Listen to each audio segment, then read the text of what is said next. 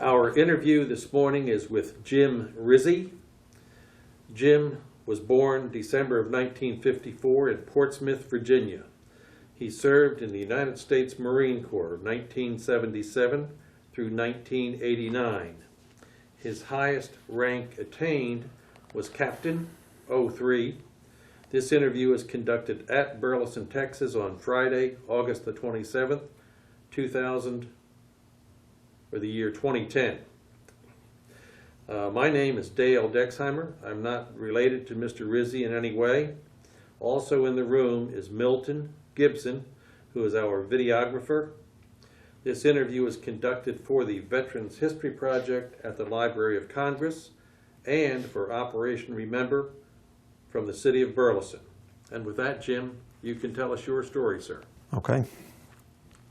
I graduated from, well, I guess I'll start with my background. My dad was a Navy officer, Navy pilot, and I grew up around the Navy installation, was born in Naval Hospital. One of the factors that brought me into the Marine Corps was going aboard base during the late Vietnam era, 73, 74, 75 time frame. I had the opportunity to go aboard base and saw the Navy had relaxed their standards during that time frame, and the hair got long and the beards were grown, and there were just a lot of things that were not real military looking. And every time I drove in the base and there were Marines on the post, they looked like Marines. They were Marines I'd seen when I was growing up, and they continued to be the same type Marines. That influenced me to go into the Marine Corps. I've got two brothers who are Navy. I'm the only black sheep in the family. I went in the Marine Corps. Got a lot of flack about that initially, but that all got better. Anyway, growing up around the Navy and the experience of the military, that impacted me significantly with my dad's presence about going to the Marine Corps. 1977, June of 77, I graduated from Virginia Commonwealth University, was commissioned in the Marine Corps. Went to Quantico, did the usual basic school. From there, I was selected to go into artillery, went to Fort Sill, Oklahoma, and did a number of months over there learning to be an artillery officer. May of 79, I went to Okinawa, Japan, 3rd Battalion, 12th Marines. There, originally got there as a legal officer, or originally assigned as a legal officer, and later on went down to be the battery executive officer, or assistant executive officer for Vernon I, 3rd Battalion, Battery I, 3rd Battalion, 12th Marines, where we were deployed with a battalion landing team to Korea and back to Okinawa and then back over to Korea again, several trips. Eventually ended up in Camp Fuji, Japan. Again with a battalion landing team, we shot a lot of artillery. From there, I rotated back to the States and reported for duty at Parris Island in June of 79. June of 80. And once I got to Parris Island, I was a series officer for a number of recruit platoons that went through a number of recruit series. Later, eventually ended up as battalion legal officer again in the recruit training battalion, and finished my tour as was promoted to captain, executive officer for B Company, 1st Recruit Training Battalion. I did spend time in A Company and B Company of 1st Recruit Training Battalion, which happens to be the oldest recruit training battalion in the Marine Corps at Parris Island. From there, I went to Camp Lejeune, North Carolina, assigned to 5th Battalion, 10th Marines. Initially arrived there as and assigned as an assistant training officer, assistant operations officer for the battalion, 5th Battalion, 10th Marines. Pulled that assignment for about 6 months, and then was assigned as the commanding officer of Tango Battery, 5th Battalion, 10th Marines, and had that distinct duty for over a year. Deployed a number of times to 29 Palms, California, where we provided support for a number of combined arms exercises, and shot, at that time the battery was 175s. We had one of the last 175 millimeter batteries in the Marine Corps. Just prior to turning over the battery, we retubed to 8-inch artillery and redesignated to become Romeo Battery 510. Once I left then Romeo Battery, I was assigned as the CO of Headquarters Battery for about 8 months, and headed up the headquarters battery section. And then from there I was pulled to become the assistant operations officer at regiment, 10th Marine Regiment, and performed that duty for about 8 months. I replaced a major who was in Beirut during that time. We had the flare-up in Beirut, and he was actually shot coming back from a border crossing, and I was assigned to take his place, which really thrilled my wife, knowing that he'd been shot and I was going to replace him and go over there. And I was ready to go, but then they ended up canceling our mission, and we were eventually ended up staying stateside. From there, I received orders to Okinawa. There was a little bit of phone conversation that went back and forth with headquarters Marine Corps, and I eventually ended up here with inspector instructor duty here in the Dallas-Fort Worth area as the inspector instructor for Delta Battery 214. I was the assistant inspector instructor for 2nd Battalion, 14th Marines, and had a collateral duty with the 14th Marine Regiment, which was here in NAS Dallas, here in the Dallas-Fort Worth area. In April of 1987, I moved along with the battalion inspector instructor to Fort Worth on we moved our unit out to Fort Worth, and we again redesignated, became just the headquarters battery 214. From there, in December of 1989, I got out of the Marine Corps. I was the Marine Corps during the 87, 88, 89 time frame was downsizing. We had apparently somebody had decided that the military didn't need to be as strong as it was. The Marine Corps was going from about 190,000 strong, I believe, to about 170, 160,000. So promotions were getting slow. There were a lot of issues. I had an opportunity to go to work for the district attorney's office in Dallas. Judge John Vance, who was a former Marine, a Korean War veteran Marine, and I took that opportunity and went to work for him and worked for Dallas District Attorney's Office for 10 years. And in 2000, I moved over to Tarrant County, where I'm currently assigned as an investigator with the District Attorney's Office, or currently employed. You were in a lot of places. Yes, sir. Yes, sir, I was. If I go back and start, Virginia Commonwealth, and you were in the officer candidate program at Yes, sir. Virginia Commonwealth, so that when you got your degree, you also got your gold bar. I did. I went through the platoon leaders class, where I went through the officers' basic training, officer candidate school during the summer time frame, 75 and 76. And then, like I said, June of 77 was commissioned upon graduation. Yes, sir. To amplify that a little bit, Jim, while you were at Virginia Commonwealth, you had a class in Marine Corps etiquette, yada yada, whatever, every semester? No, sir. The way the platoon leaders class works is they send you through officers candidate school during the summer months, and I spent 6 weeks in 75 and 6 weeks in 76 Okay. at the officers candidate school. And that was in Quantico? That was my training, yes, sir. Okay. There is no ROTC type training or any kind of training at the college. In fact, I majored in administration of justice. I was working, doing some work during that time frame as a police intern and learning criminal justice. You're one of those guys that pretty much stayed in your field all the Yes, time. sir. Yeah. I planned to have something to fall back on. So I wasn't really sure. I knew I wanted to go in the Marine Corps, and I thought I wanted to make it a career, but I also wanted to have something to do if I got out of the Marine Corps. You were a legal officer a number of times. Yes, sir. What does a legal officer do?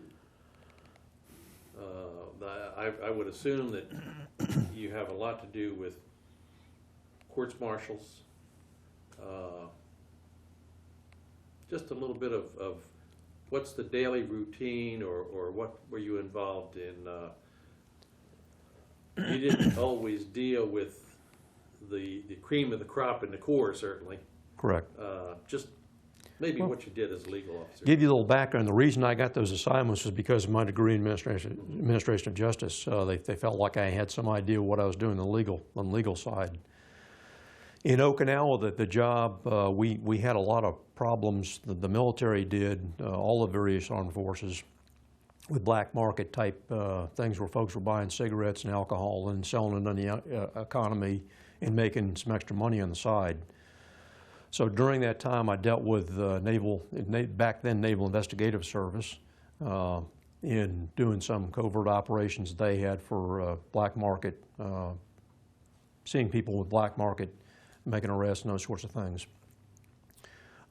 Primarily, my duties were to work for the battalion commander and keep him advised as far as battalion non-judicial punishment, battalion court-martials.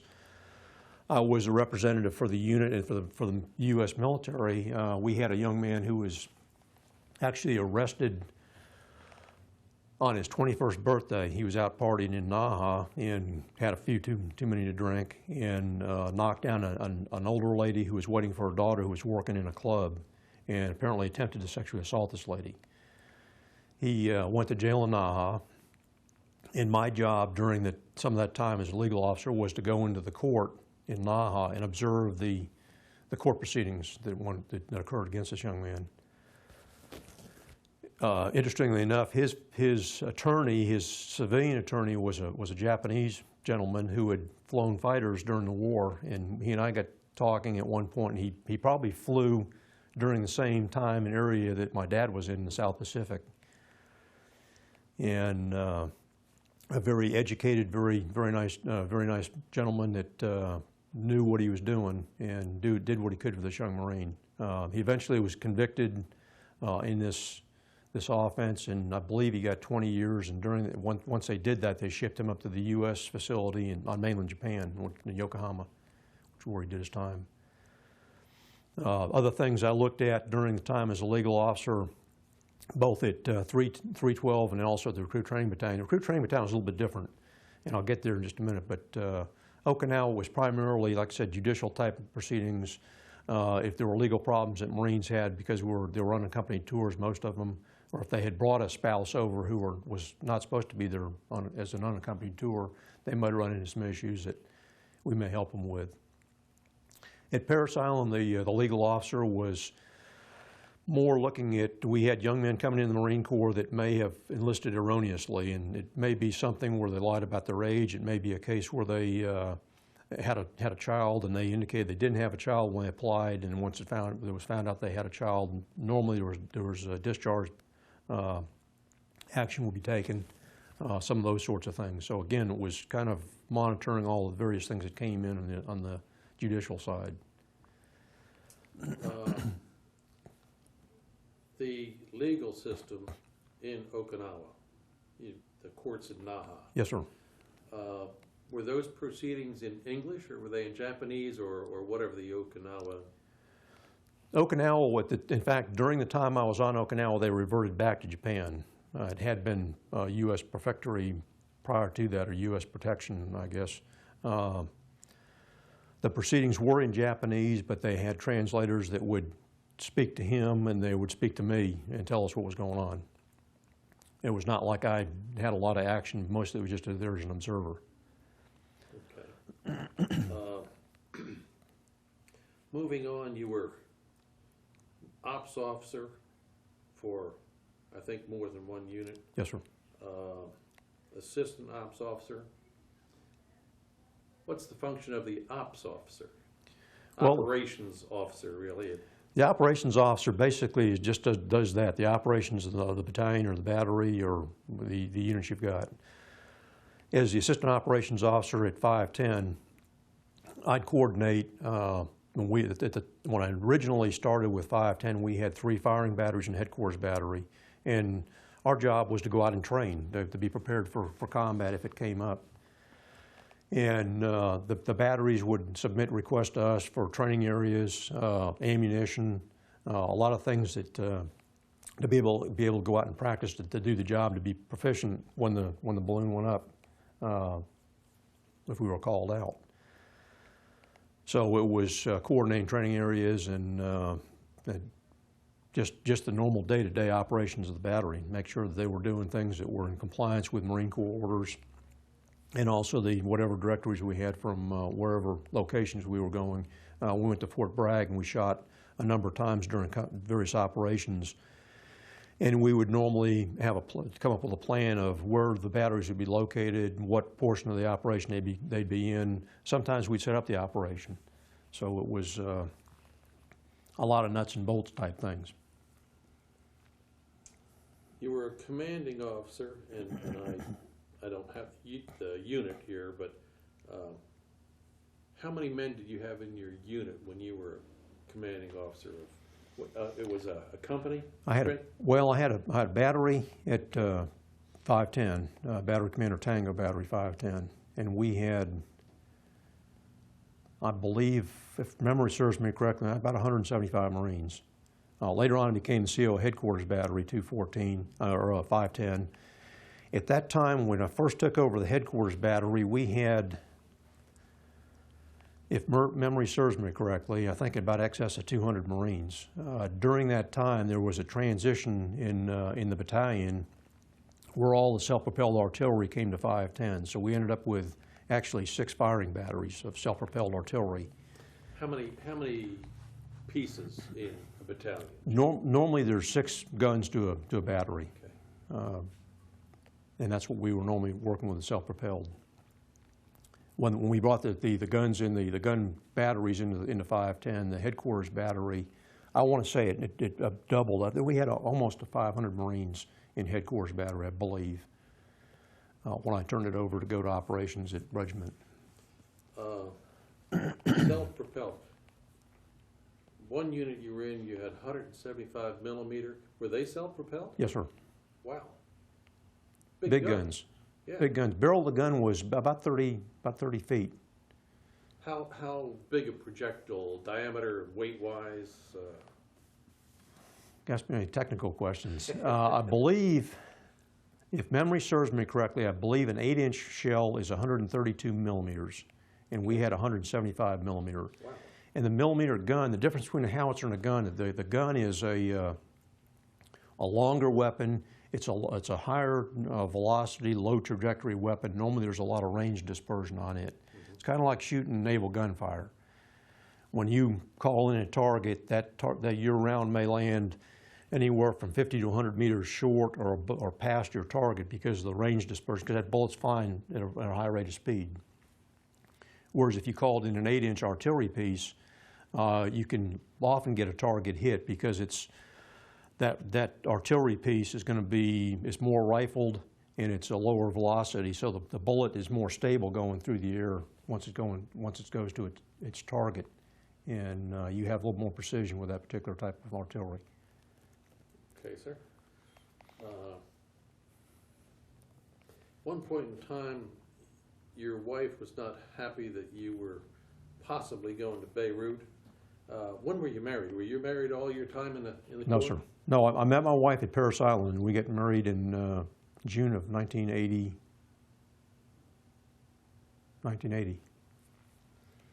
Make sure I get that right. You do it with a high collar? Were you in uniform? You have military wedding? Actually, it was I was training recruits. It was after one of the afternoons after work that myself and another lieutenant, a good friend of mine, who was my best man, and my wife and one of her best friends went down to the JP and we got married there in Beaufort. And I tell my wife I'm still not sure that's legal because it was a female JP that did the ceremony. So I said I'm not really positive that's a legal marriage, but she says it is.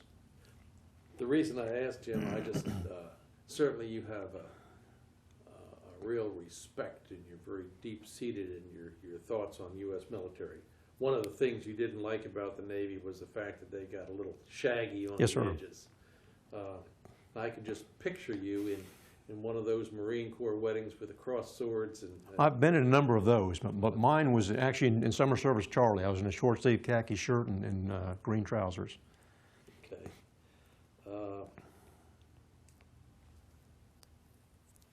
Been to a lot of duty stations.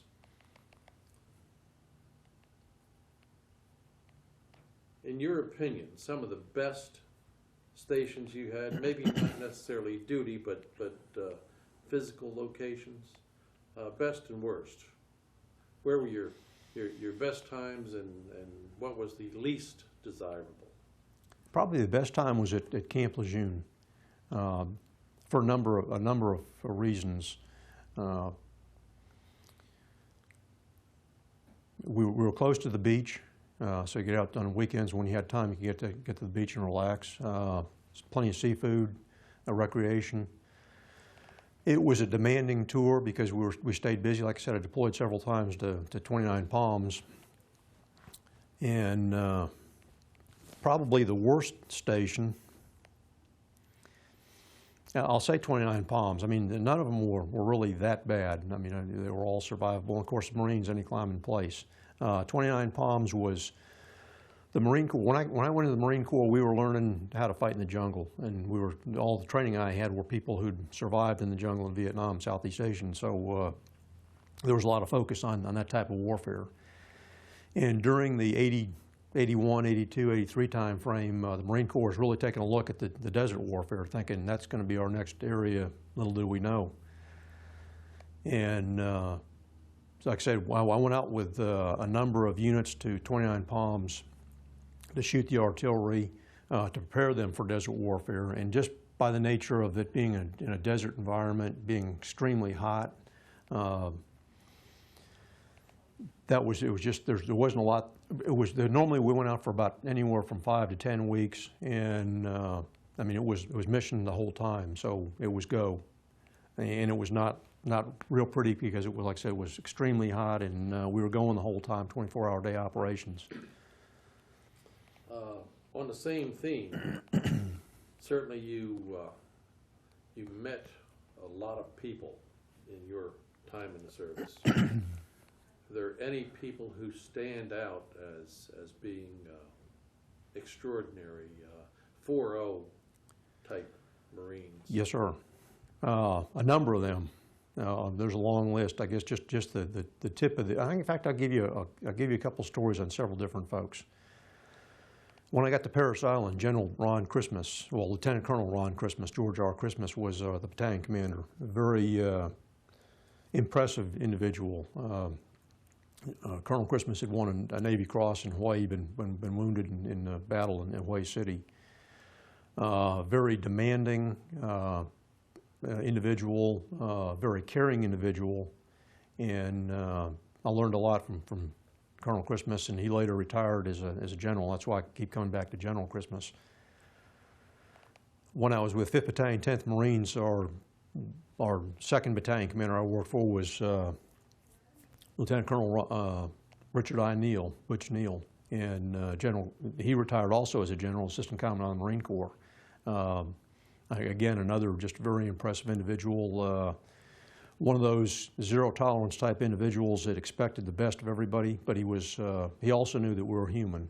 So both of those gentlemen expected the best you could give them, but they also knew that we were human and we were zero defects. Were not in their dialogue. They allow for some leeway if you make mistakes, as long as you learn from a mistake. And that was the thing they wanted us to do: is come out there, do the job, make mistakes because we were doing the job, and learn from those mistakes so that when it became a critical time, we wouldn't be making the same mistakes. Those are the two gentlemen I think that had the biggest impact on me during the time I was in the Marine Corps. Just an aside, I had a recruit at Parris Island, Will Almodovar. Almodovar is a Puerto Rican kid that came from New York. Got to Parris Island, and he had kind of an attitude, and he mouthed off a number of times in Spanish to one of my drill instructors, and the drill instructor did not speak Spanish. And he came up and told me that this recruit was mouthing off, and that he really wished he knew how to speak Spanish to know what this kid was saying. So I had one of my Spanish-speaking drill instructors go down and monitor this activity. And needless to say, this recruit was disparaging the drill instructor. Well, he went on for an hour or so, and he'd make comments when he's behind the drill instructor's back. And at one point, the drill instructor who spoke Spanish lit him up in Spanish, and this kid just flushed. Well, Almodovar ended up being the honor graduate in his platoon. Good kid, hard charging Marine. Almodovar reported out here when I was in Fort Worth as our armorer, as a sergeant in 214, and worked for me for about 2 years. Again, a real hard charger. He'd do whatever you needed to have him do. He was more than happy to take on any challenge. Almodovar, from what I understand, made warrant officer, retired from the Marine Corps. Here, 3 or 4 months ago, I was watching A&E on TV where they had a special about gangs in California prisons, and they have a prison guard who's a gang specialist, Will Almodovar. So I'm trying to get a hold of him. Good kid. Good young man. I know the answer to this, but I'll ask you anyway, Jim. Would you do it all again? If they gave me the chance today, I'd be putting the uniform on and going. Just point me in the right direction. I think maybe the biggest compliment I can pay to you, sir, you are a Marine. You are one of those globe and anchor guys. That's Well, thank you. and that's a sincere compliment on my part, sir. I appreciate that. So, I don't have anything else, sir. We appreciate you taking the time. It's taken you and I a while to get together, but Yes, sir. We appreciate you taking the time this morning. We appreciate your time in the service, sir. Thank you. You bet.